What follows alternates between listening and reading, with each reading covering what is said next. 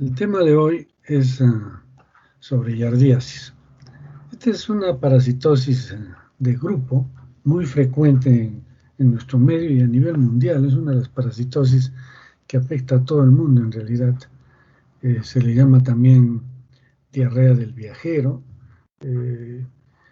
o la yardiasis como una enfermedad propia del hombre, pero que últimamente se está considerando como si fuera también una zoonosis, ¿no? Entonces,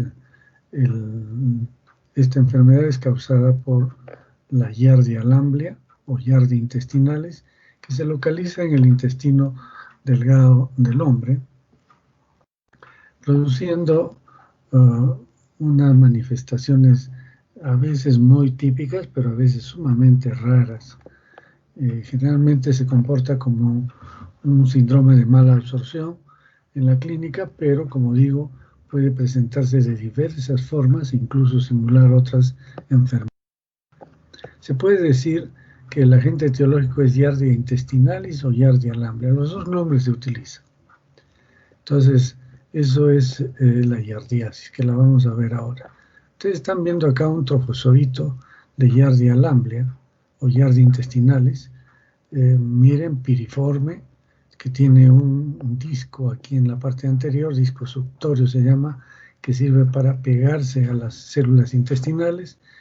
Tiene sus 8 flagelos, como lo están viendo acá, y tiene un movimiento, perdón, tiene un movimiento como caída de hoja cuando uno la ve en el microscopio, ¿no? Vamos a ver sus detalles y este es el trofozoito ya fijado. Vean ustedes dos núcleos, un blefaroplasto con un axostilo, que es como un eje, el disco suctorio que está en la parte de acá. Este es un cuerpo parabasal y tiene 8 flagelos, ¿no? Es un protozoo que mide alrededor de 15 micras más o menos. Entonces, algunos dicen que tiene cara de bruja, no sé, pero en todo caso es muy, muy simpática su imagen, ¿no? Y acá tenemos el núcleo con 4, perdón, el quiste con 4 núcleos, el axostilo, el cuerpo parabasal y la membrana quística. Y acá tienen ustedes el trofozoito con el disco suctorio típicamente, los dos núcleos con nucleolos, el blefaroplasto, los 8 flagelos y el axostilo. Esto es lo que comprende este parásito, ¿no? Bajo la forma de trofozoito, que tiene esa apariencia piriforme, y la forma del quiste, que está alrededor de 10 micras más o menos, y que es ovalado. Entonces estas dos son las estructuras que tiene este protozoo, no tiene otras estructuras. Entonces recuerden, quiste, la forma de resistencia, es la forma de transmisión, y el trofozoito es la forma que se reproduce, que causa daño, que invade los tejidos. No invade, algunos pensaban que invadía, pero que se fija al epitelio intestinal. Acá tenemos el quiste para que vean más detalles. Acá también el quiste con el axostilo, restos de flagelos, los 4. Y esta es la forma que les digo. Esta es la forma piriforme vista de frente con el axostilo.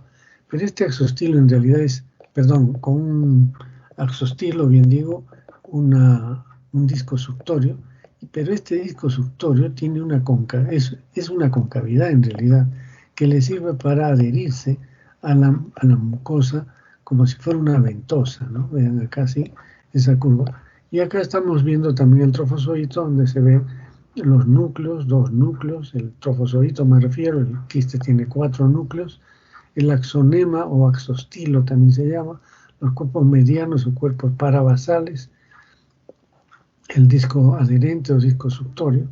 Entonces tiene 4 pares de flagelos, un par anterior, un par posterolateral y un ventrolateral y un caudal, ¿no? Son los 8 núcleos, los 8 flagelos que presenta este parásito. Vean, esta es una microscopía de barrido para que vean sobre todo esta parte, ¿no? de el disco suctorio, que es importante para su fijación al epitelio intestinal. Y acá vean los flagelos.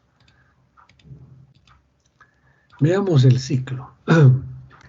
El ciclo de esta parasitosis empieza cuando una persona se infecta con quistes de Giardia intestinal o Giardia alambre, a través de las manos, del agua, las verduras.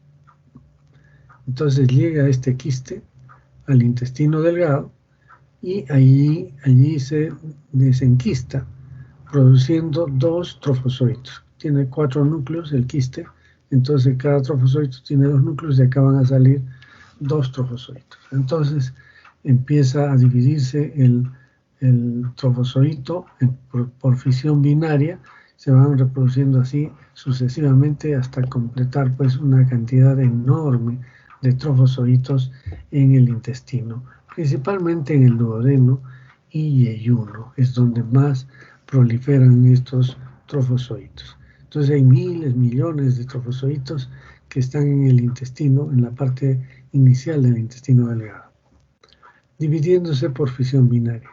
Y se siguen dividiendo por mucho tiempo hasta que, bueno, se les dé el tratamiento. Entonces, en las heces van a salir trofozoitos que rápidamente se descomponen, mueren, mientras que algunos trofozoitos en el intestino, por algunas condiciones de pH sobre todo, se convierten en quistes. Y estos quistes sí necesariamente salen con las heces y son los que van a ser los elementos de transmisión para infectar a otras personas. Entonces el trofozoito no interviene en esta cadena, solamente puede salir, se puede examinar, pero es raro realmente.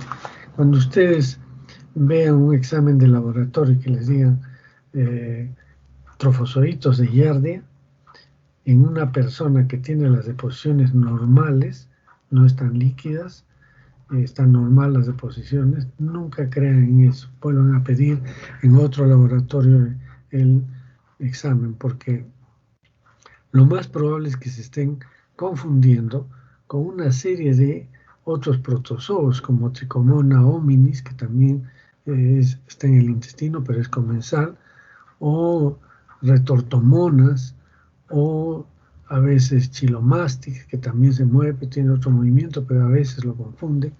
Entonces hay muchos trofozoitos que pueden confundirse y que son capaces de hacer equivocar en el diagnóstico. Entonces, en una deposición normal que encuentren trofozoitos, no les voy a creer.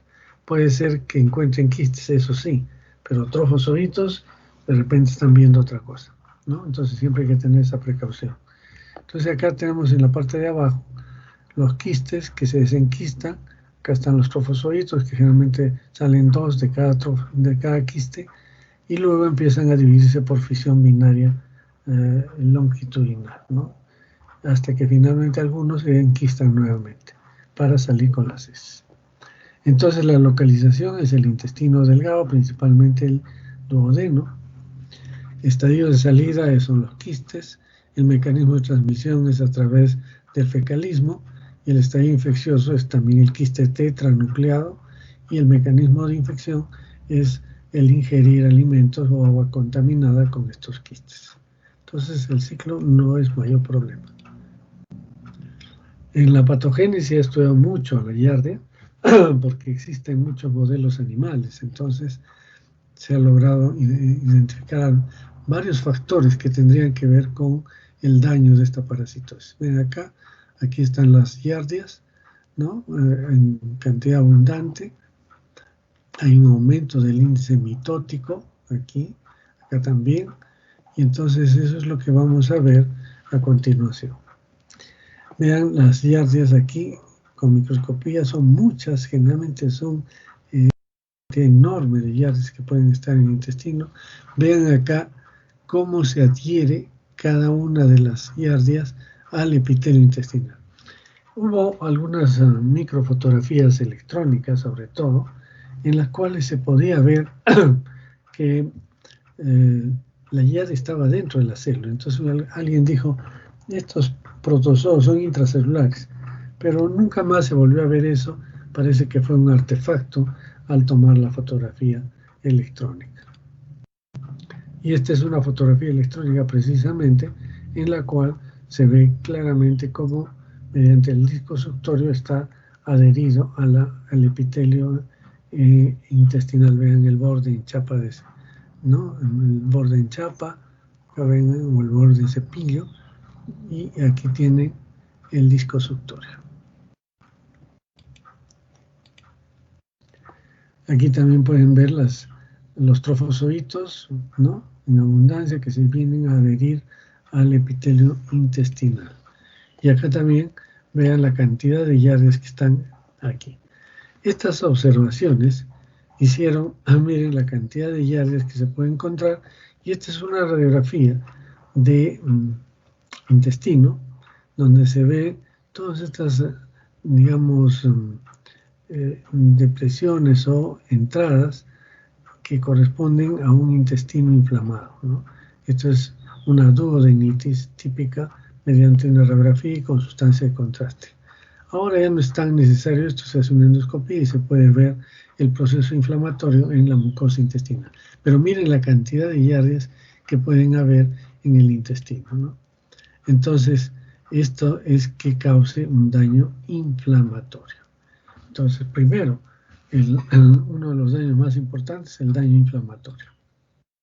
Miren la cantidad de yardes, bueno, esto creo que es de cultivo, pero lo que produce también es una atrofia del epitelio intestinal, ¿no? Atrofia del borde en chapa, como se disminuye este borde.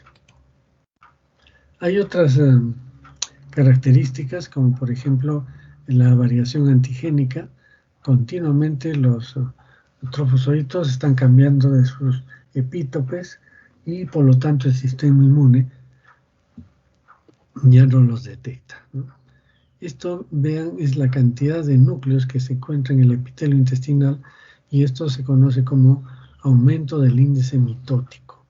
Se dice que la giardia es capaz de producir una sustancia que sería mitogénica y que acelera el recambio o la producción de nuevas células para el epitelio intestinal. Lo vamos a explicar después. Y también se ve en algunos casos apoptosis. Entonces, variación antigénica, alto índice mitótico. También influye la deficiencia de inmunoglobulina A secretora, que es la que tiene que ver con el control de esta parasitosis. Cuando la inmunoglobulina A secretora está en buena cantidad y detiene el efecto dañino del trofozoito. Pero si hay por algún motivo una deficiencia de esta inmunoglobulina, o en general una hipogamaglobulinemia, hace que esta enfermedad sea mucho más agresiva. Y también la giardia induce a la apoptosis de las células. Entonces habría dos tipos de daño tóxicos. Uno que aumenta el índice mitótico, o sea, una sustancia mitogénica, y otra sustancia que induce a la apoptosis a las células del epitelio intestinal. Entonces, con esto podemos decir que hubo al principio algunas controversias, ¿no? Y esto fue que al inicio, por esta cantidad de trofozoitos que se observaba tapizando la mucosa, se dijo que el principal daño de este parásito era un daño mecánico tipo barrera, acá está mal escrito, barrera. ¿Y qué significa eso? Que los trofozoitos tapizaban en realidad la mucosa a tal extremo que impedían el contacto de las sustancias nutrientes con el epitelio intestinal. Entonces, por mucho tiempo se consideró este daño mecánico tipo barrera que impedía pues la absorción de alimentos. Sin embargo, después, cuando apareció ya la endoscopía, entonces ahí se dijo, bueno, puede ser que eso funcione, pero hay un daño inflamatorio. De hecho, hay células inflamatorias y en todo el epitelio intestinal, y entonces se dijo, es un daño inflamatorio, es el que determina que no se puedan secretar las sustancias para la digestión, o sea, se perdía su función secretora de las células y también su capacidad de absorción de nutrientes. Entonces, ya teníamos dos motivos para decir que, mejor dicho, para explicar el daño de la Yardi. Sin embargo, después se vio esto del índice mitótico acelerado, ¿no? Y entonces, ¿qué se llama? Se dijo, no, hay una sustancia, no la han identificado plenamente, algunos dicen que sí, otros dicen que no, pero de hecho hay un aumento del índice mitótico. Entonces con eso ya se completaba el daño, ¿no? Entonces, ¿qué sucede en realidad desde el punto de vista fisiopatológico? Las células, ya sea porque están atiborradas de estos trofozoitos que no les dejan desarrollar adecuadamente, ya sea porque hay un daño inflamatorio, ¿no? O por este daño tóxico que hace que las células se recambien permanentemente. Ese índice mitótico significa que se van a acelerar los recambios de células. Ustedes tienen, por ejemplo, cuando iban a la playa, ¿no es cierto? Uno regresa de la playa, la piel está quemada y en pocos días empieza a perderse esa piel que estaba quemada y recobramos nuestro color natural. Y entonces, eso es lo que pasa en el intestino. En el intestino se van perdiendo las células que están en el extremo, o sea, ya cerca a la luz, y se renuevan con células que están mucho más en la mucosa, pero más profundas. Entonces, este recambio de células, que es natural, que se conoce desde que nace un niño, por ejemplo, el meconio no es otra cosa que una deposición como brea, pero que se debe a la formación de células que se van desprendiendo del intestino del niño, que no se alimenta, pero que se desprenden estas células y van formando esta sustancia. Cuando nace el niño se produce esta deposición negruzca que es producto de estas células, ¿no? Entonces, lo que quiero decir es que todas las células del intestino se recambian permanentemente y este efecto tóxico, ya sea mitogénico o sea apoptótico, hace que, y el inflamatorio también, hace que en primer lugar se reduzca el tamaño de este borde en cepillo, ¿no? O borde en chapa, como le llaman. Entonces se reduce, las células se aplanan y como el recambio es muy acelerado, las células de la parte basal van a avanzar inmaduras, de tal manera que llegan a la superficie con ciertas deficiencias morfológicas, como por ejemplo son más cuadradas, con menos,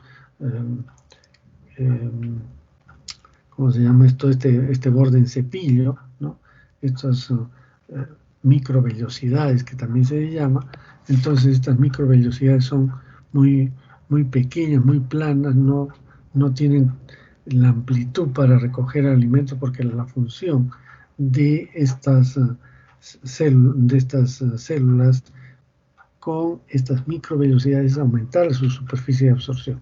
Entonces, como se han reducido, estas microvellosidades son casi planas, no se absorbe adecuadamente. Pero también, como hay un recambio permanente, las células que llegan a la superficie son células inmaduras que no van a secretar las sustancias de la digestión adecuadamente, ni su función de absorción tampoco va a ser la adecuada. Entonces, tenemos varios efectos que finalmente nos van a traer una atrofia de las microvellosidades, vamos a tener unas células en la superficie totalmente inmaduras que no tienen capacidad de secreción ni de absorción adecuadas, y esto hace pues que el daño se haga evidente sobre todo para la absorción de nutrientes, ¿no? El otro tema es que también se ha visto que los pacientes que tienen inmunoglobulinas deprimidas, o sea, poca cantidad, sobre todo la inmunoglobulina A, tiene que ver con esta enfermedad, ¿no? Con la gravedad, sobre todo de la enfermedad. Por ello es que se ha determinado también algunas asociaciones.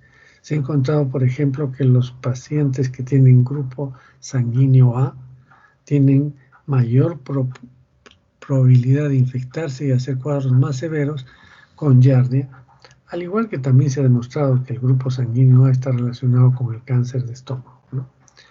Y probablemente eso está relacionado con la hipocloridria para ambos procesos. Y entonces la hipocloridria también es un factor importante para digamos, para el control de este parásito, que pasa libremente por el estómago cuando se ingiere y que, lógicamente, cuando llega al intestino, se desarrolla perfectamente.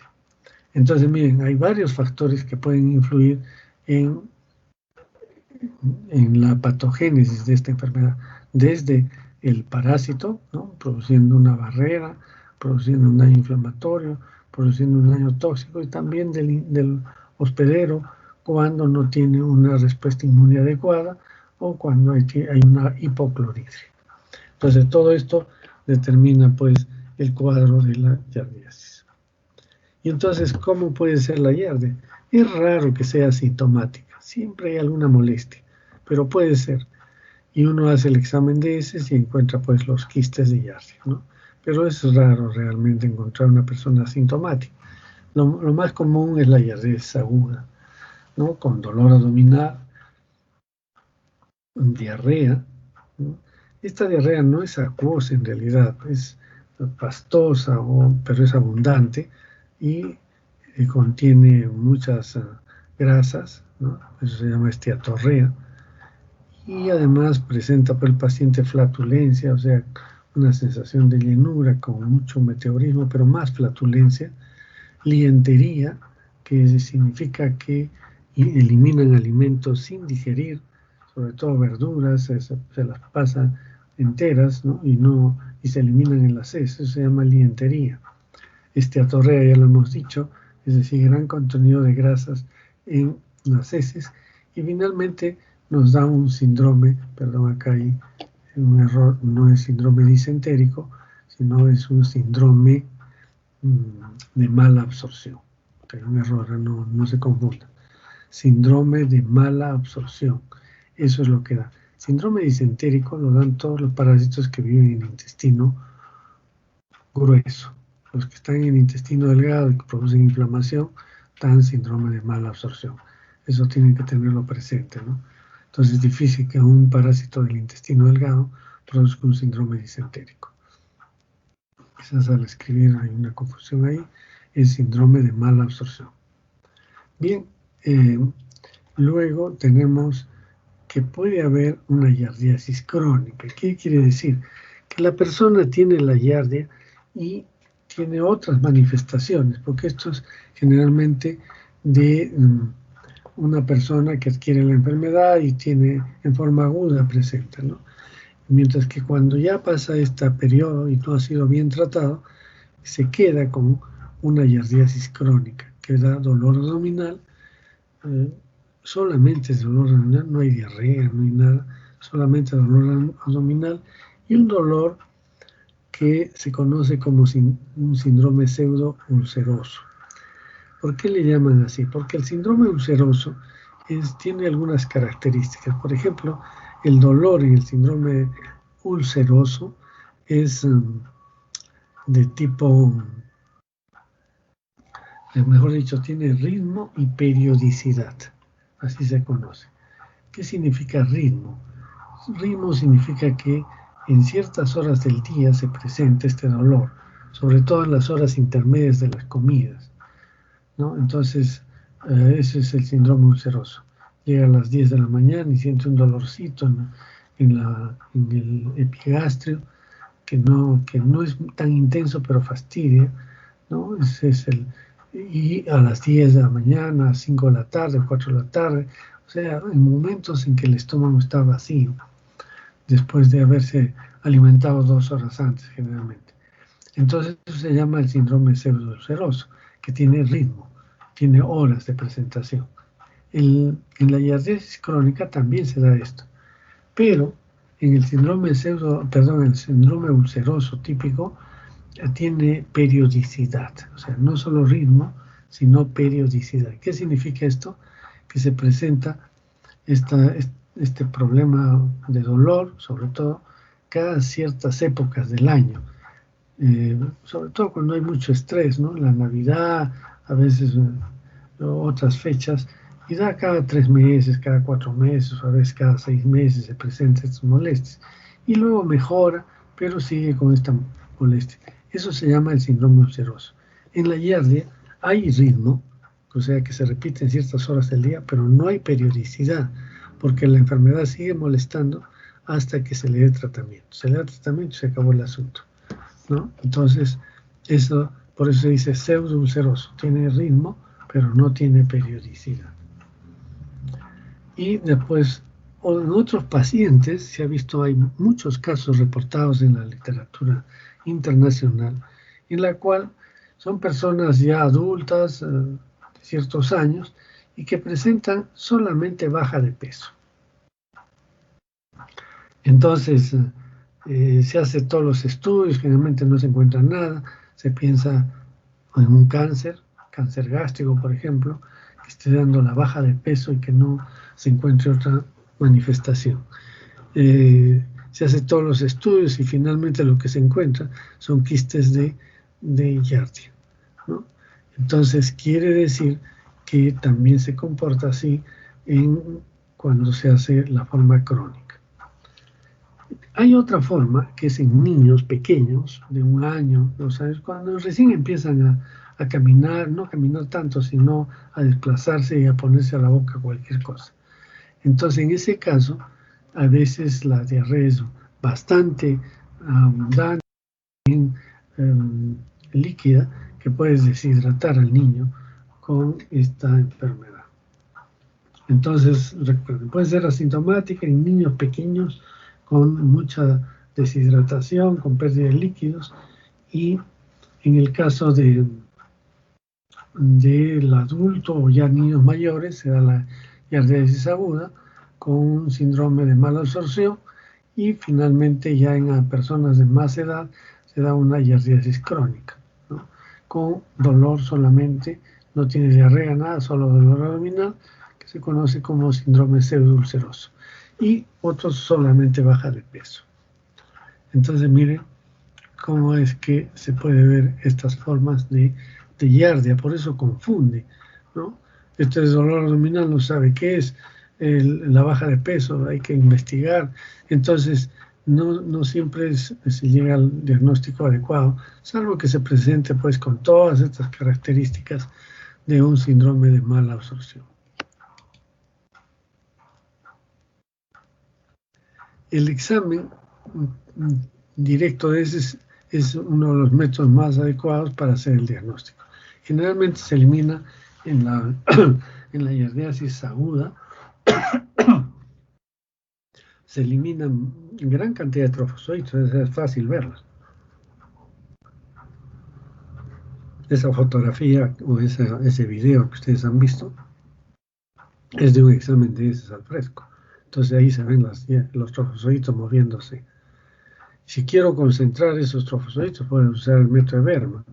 Y el método de Berman me va a permitir encontrar pues estos detalles con mayor nitidez, porque concentra los trofozoitos en un solo sitio. Hay otra forma de hacer el diagnóstico. Lo habíamos mencionado en inmunolepiasis, me parece. Se llama el enterotest. También para estrongiloides. El enterotest, como les dije, es el método de la cuerda encapsulada, en la cual se le administra al paciente una capsulita en la cual se introduce un hilo y que se deja un extremo libre, de más o menos unos medio metro puede ser, o algo menos, 30 a 40 centímetros. Y entonces, depende de la persona, si un niño es menos. Se les hace deglutir en ayunas con un poquito de agua la cápsula, entonces la cápsula se va a ir hacia el intestino. Algunos le ponen en la cápsula un pedacito de plomo para que tenga peso y avance más rápidamente.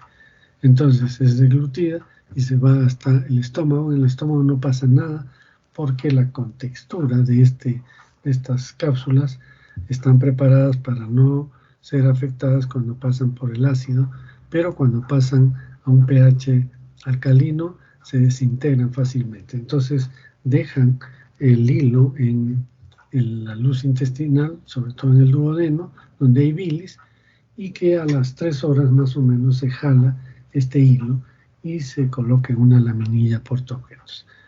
No una lámina portaobjetos, una laminilla, y vamos a ver los trofozoitos en movimiento, moviéndose muy fácilmente, ¿no? Entonces se llama el enterotest. También se puede hacer el tubaje duodenal, que viene a ser lo mismo, solo que se introduce un tubo de goma hasta el duodeno, donde está la bilis, en ayunas, se succiona con una jeringa este contenido y se examina en el microscopio. Lo que pasa, la diferencia con el enterotest, es que el enterotest es más tolerado incluso por niños y también por adultos, ¿no? Mientras que el tubaje o sondaje duodenal es un método un poco más agresivo. También se puede hacer la endoscopía. La endoscopía sirve para dos cosas, ¿no? Viene a ser un enterotest también, pero sofisticado. Es decir, tiene un aparato que se introduce por la boca, llega al intestino, y el intestino tiene una luz que puede hacer mirar bien la mucosa, que nos permite también absorber algunas sustancias como el contenido duodenal, que se examina al microscopio para buscar los trofozoitos, o a veces se hace un barrido duodenal con una escobilla que tiene también este aparato.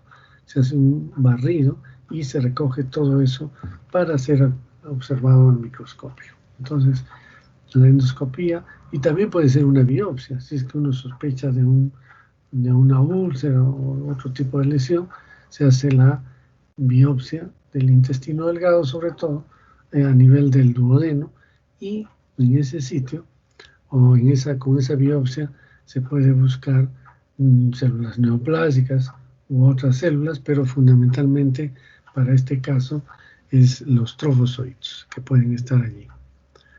También se puede hacer el diagnóstico con coproantígenos mediante el método de ELISA, pero buscando antígenos que se encuentran en las heces. Por eso se llama coproantígenos. Son proteínas que se desprenden de los trofozoitos y salen con las heces. No se ve el parásito, pero se ven sus huellas a partir de estos antígenos. Si ya la enfermedad es más crónica, se hace un Telemann para concentrar fundamentalmente los quistes, ¿no? El Telemann sirve para los quistes, el Berman para trofozoitos. Y finalmente se puede usar la PCR, que ya es más sofisticada, pero que no se usa a diario. Esta es más para investigación. Y hay métodos indirectos también de diagnóstico, el ELISA, por ejemplo, para detectar coproantígenos, pero en este caso al detectar coproantígenos es un método directo porque está detectando ADN del parásito.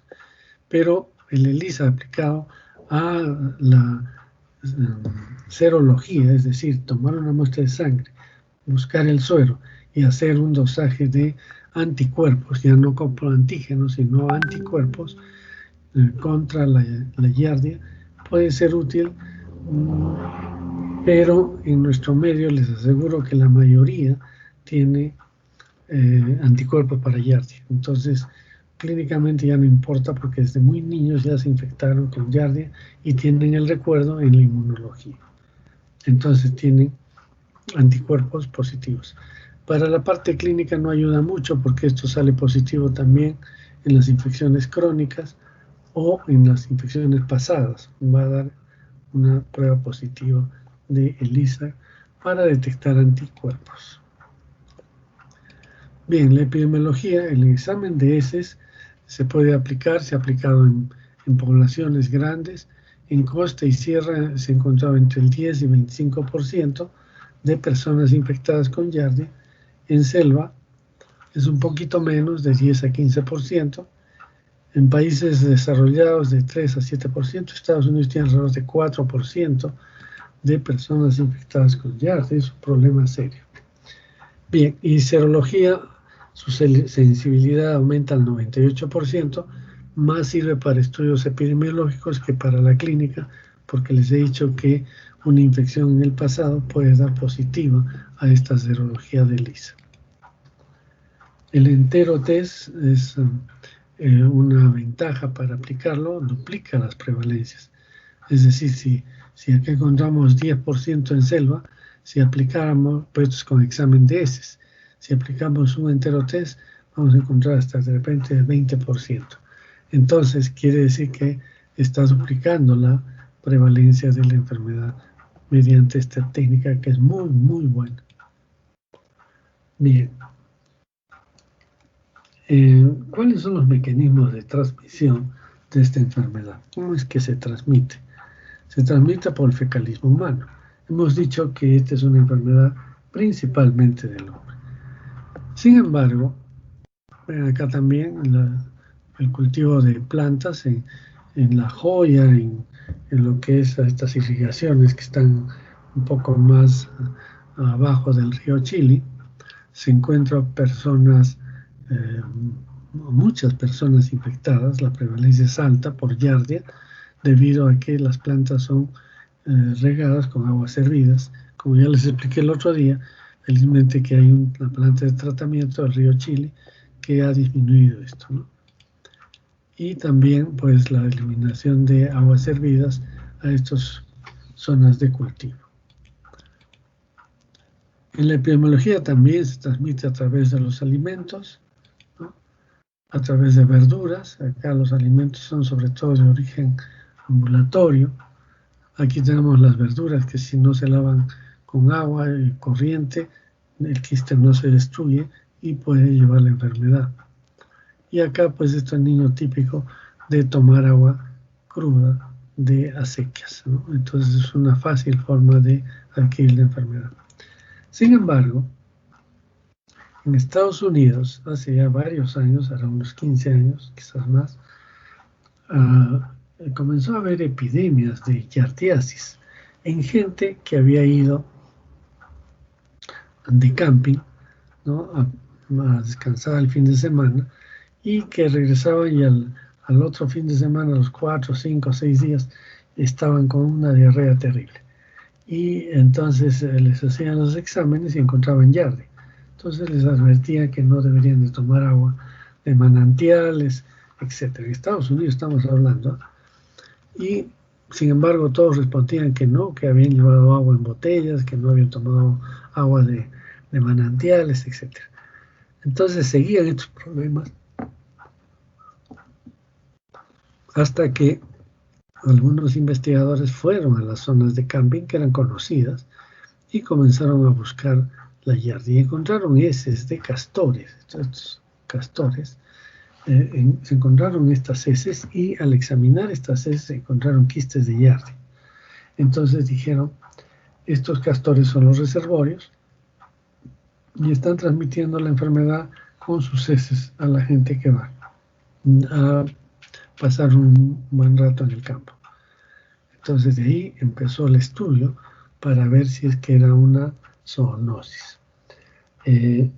Después, otro dato importante en la bibliografía es que se encontraron epidemias en lugares donde hay mucho hacinamiento. Por eso decimos que es una parasitosis de grupo.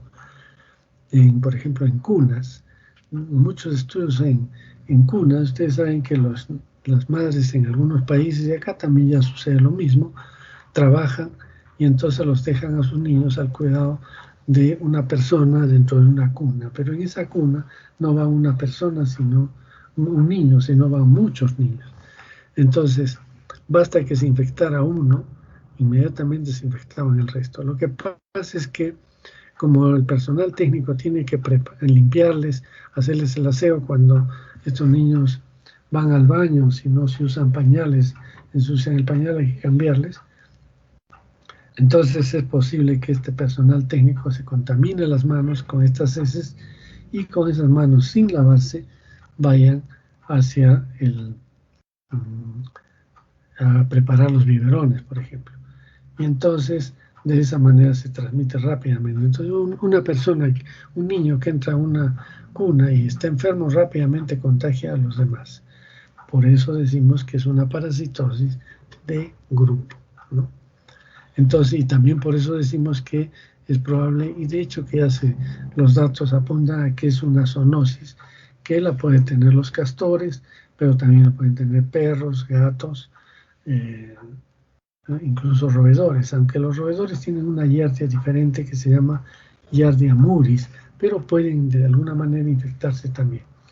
Nosotros hicimos un trabajo interesante con algunos alumnos sobre cómo infectar a unos perritos, ¿no? Perritos muy cachorritos todavía, libres de infección, se les hizo exámenes, todo negativo, y se le administró la giardia, quistes de giardia de un niño que había estado hospitalizado. Entonces se lavaron esos quistes con suero fisiológico, se les separaron de toda otra sustancia y se les administraron por vía oral a estos conejitos y perros también. Lo hicimos en los dos en realidad, en perritos, en cachorritos y en conejos. Pero en los de perros es el que tengo mayor recuerdo porque se logró infectar cerca del 20% de los perritos. Lógicamente se les dio después tratamiento, pero ya se demostró que a partir de quistes de giardia de personas, de humanos, se podía infectar a los animales. Entonces, esto y otros datos más confirman pues, que es una parasitosis de grupo, que es una zoonosis, ¿no? Bien, entonces son los mecanismos de infección. La profilaxis que debemos hacer, tomar agua hervida, ¿no? Lavar siempre bien las verduras, las frutas. Ahora ya hay que tener cuidado con la transmisión de mascotas. Es posible que se puedan infectar los niños de mascotas, perros, gatos también pueden ser. Y lavarse las manos, ¿no? Y finalmente el tratamiento. El tratamiento con metronidazol funciona muy bien. Algunos han dicho que hay resistencia, pero es una cosa rarísima. Pero con el metronidazol tienen que darlo por 7 días, recuerden, tiene efecto antabús, es decir, que puede producir molestias cuando se toman con alcohol, entonces tiene pues algunos problemas, ¿no? Entonces ha aparecido el tinidazol. El tinidazol es una droga que viene en tabletas o también en jarabe y se da una sola dosis y con eso es suficiente para el tratamiento de la giardia. Lo mismo sucede con el secnidazol, que con una sola dosis, un solo día, se controla esta enfermedad. En la mayoría de los casos, no puede haber muy pocos casos en los cuales hay que repetir la dosis.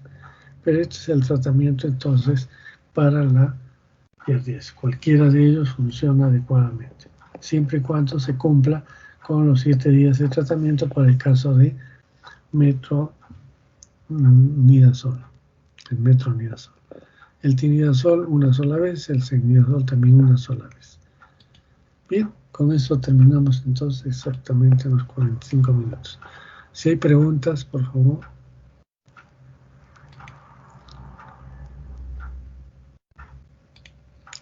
¿No hay preguntas? Doctor, tengo una duda. Sí, dime. ¿Es sobre la galanteriasis la clase pasada? Sí, no hay problema. Es que he leído en el libro que también puede reproducirse por gemación y se da caso en una pregunta aparecen las 3 alternativas, ¿cuál debería marcar, no? Ustedes están preocupados en el examen. Preocúpense en aprender para la vida, para su profesión. Ustedes no van a pasarse la vida dando exámenes. Tienen que atender pacientes. Mira, algunos dicen gemación, pero es en realidad lo que se conoce es la conjugación.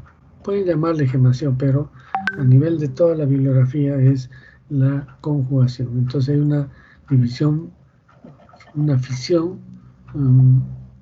Fisión significa partidura, ¿no? Se parte en dos, o por conjugación, que es el intercambio que se llama de genes en un momento donde se rompe se disuelven las membranas celulares para entrar en contacto el contenido genético de ambos trofozoides, ¿sí? Entonces quédate con conjugación y con fisión binaria. Ok, doctor, gracias. Bien, si no hay más